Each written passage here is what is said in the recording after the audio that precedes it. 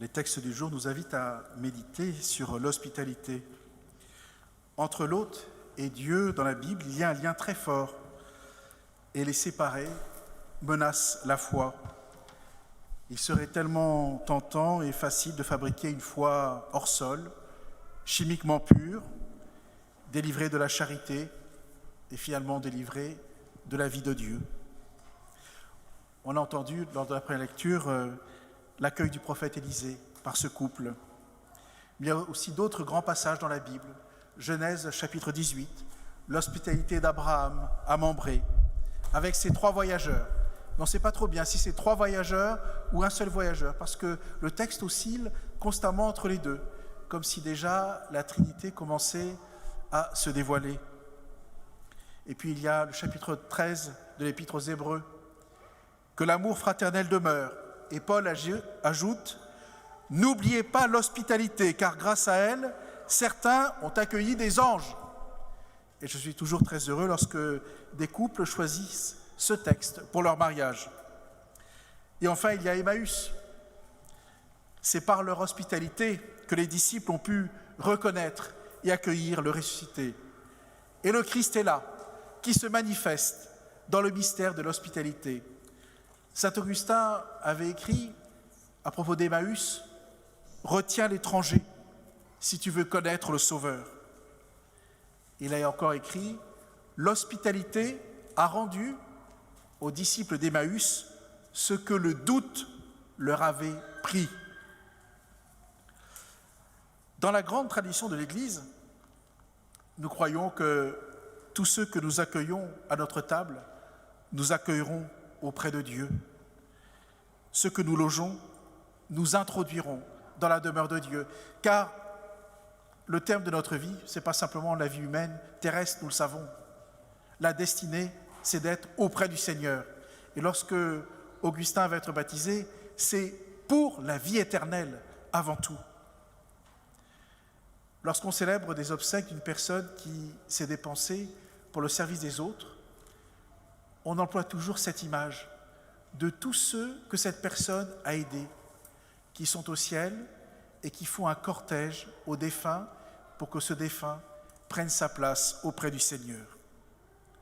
L'hospitalité n'est donc pas un à côté de la vie chrétienne, elle lui est intimement liée. En français, le mot « hôte » est assez bizarre parce qu'il a 2 sens. Le mot « hôte » désigne celui qui accueille comme celui qui est accueilli. Et finalement, on s'aperçoit que lorsqu'on invite quelqu'un, on l'accueille, mais on sait très bien que pour que cette rencontre se passe bien, il faut que lui, l'invité, dans son cœur, fasse l'effort de nous accueillir. Sinon, ça risque d'être un moment assez froid et formel. Et finalement, ce double sens du mot « hôte » signifie peut-être que le vrai chrétien, c'est celui qui, jusque dans sa maison, jusque dans sa patrie, comme disait saint Augustin, reconnaît qu'il n'est qu'un voyageur. Vous recevez un hôte, c'est pour vous un compagnon de route, car nous sommes tous voyageurs ici-bas. Personne n'est installé dans cette vie. L'hospitalité a une grâce particulière, celle d'ouvrir à un horizon nouveau, car Dieu ne ferme jamais les horizons. L'hospitalité laisse passer la lumière du lendemain, quand on ne la voit plus, alors qu'on croyait qu'elle nous était interdite. L'hospitalité ouvre à l'espérance. Et tu vois, Augustin, j'espère que tu suivras l'exemple de tes parents, qui, en tant que foyer d'accueil, ont été obligés d'ouvrir largement leurs portes pour leur plus grande joie. Et je suis sûr que par tous les accueils que vous avez faits, eh bien, la lumière a pu jaillir dans les cœurs. C'est cette grâce de l'hospitalité, toute simple. Et nous tous, nous avons pu faire cette expérience, en accueillant ou en étant accueillis, de voir que la lumière du lendemain qui était interdite, voilà, elle était présente. L'hospitalité est capable de nous transformer. Alors à la messe, juste avant, il y avait des Jeannettes et des guides, et j'essaie de leur expliquer que l'hospitalité, c'est pas comme une BA. La BA, c'est simple, la bonne action, on ouvre une parenthèse, on fait une bonne action, et ensuite on referme la parenthèse. Mais l'hospitalité a une propriété qui fait qu'elle nous transforme peu à peu. Celui qui accepte de vivre l'hospitalité va voir son cœur et sa vie peu à peu se transformer. Et donc la parenthèse ne peut pas s'achever, ne peut pas se refermer. Alors vous allez bien sûr terminer votre mission de foyer d'accueil, mais je suis sûr que ce que vous avez vécu, ça va rester, parce que vous avez été transformé.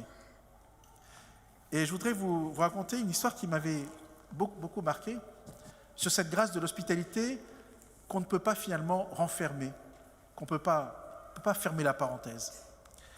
Dans une de mes paroisses précédentes, on avait l'habitude, juste avant Noël, de faire un repas pour les personnes isolées. Alors c'était le 25 décembre à midi, ou c'était juste avant Noël, ou juste après Noël, et on essayait de faire en sorte que ce soit une belle fête. Ça reposait en général sur 3 familles. Et puis une année, catastrophe, les 3 familles étaient parties. Bon. Alors je lance des appels, rien. Alors je me suis dit, on va faire peut-être un Noël autrement. Donc j'ai demandé aux paroissiens, voilà, si vous êtes prêts à accueillir une personne le 25 décembre à midi, faites-nous le savoir. Et j'ai eu pas mal de demandes. Et j'ai vu une famille. Pour eux, Noël, c'est simple, c'était une jeune famille avec des jeunes enfants. Noël, c'était la messe, les retrouvailles familiales, le bon repas, les cadeaux. C'était une belle fête. Et donc, on leur a amené un certain Patrick, qui était handicapé. Alors, il est arrivé dans son fauteuil roulant. C'est un homme qui était très seul. Et là, tout le monde a passé un Noël extraordinaire. Et les enfants ont dit, le plus beau des cadeaux, c'était la présence de Patrick. Et que s'est-il passé l'année suivante, lorsqu'on a pu reprendre nos repas ouverts? Eh bien, la famille, sur l'insistance des enfants, a à nouveau invité Patrick.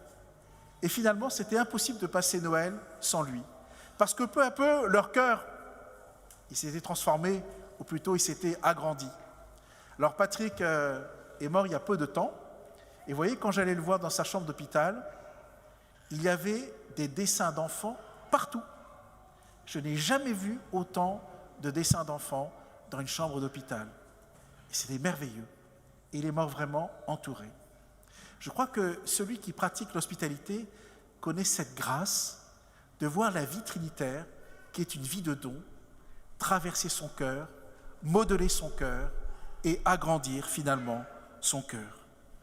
Alors je vous propose de rendre grâce pour toutes les fois où nous avons bénéficié de l'hospitalité.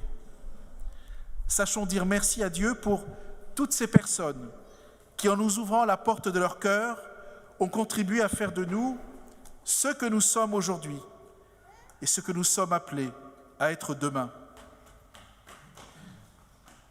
Et puis, je voudrais rendre grâce pour ce que vous avez vécu avec nous, parmi nous et pour nous. 3 ans, ça passe vite. Je vous aimerais bien garder un peu plus. Mais bon, il faut faire avec. En tout cas, votre petit dernier, Augustin, ça va être son tour maintenant de connaître l'hospitalité. Pas simplement dans votre famille, mais par le baptême, il va connaître l'hospitalité de Dieu. Et puis aussi, il va découvrir qu'en tant que chrétien, il devra accorder l'hospitalité à Dieu. Il devra faire de son cœur un temple où le Seigneur a toute sa place.